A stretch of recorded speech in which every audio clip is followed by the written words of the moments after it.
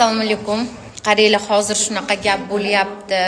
2026-yildan boshlab maktabgacha ta'lim tashkilotlari 3 yoshdan 6 yoshgacha bo'lib qolishi mumkin.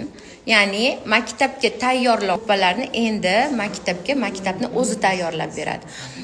Bog'chalar esa faqatgina 3 yoshdan 6 yoshgacha bolalarni qamrab oladi. Ota-onalarning talabi yuqori bo'lganligi uchun shunaqa ehtimol ham mavjud. Bolalarni bog'chaga 2 yoshdan qamrab olish.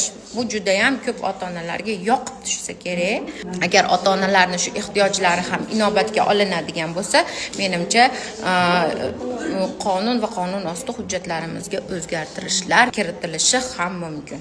Endi bolalarni 6 yoshdan maktabga 7 yoshli obucheniyaga 7 yoshli o'quv ta'limiga maktabni o'zi tayyorlaydi.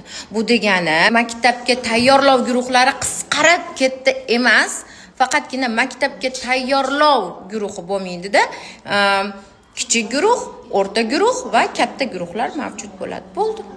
Balki unga ilk yosh guruhi tashkil etilar.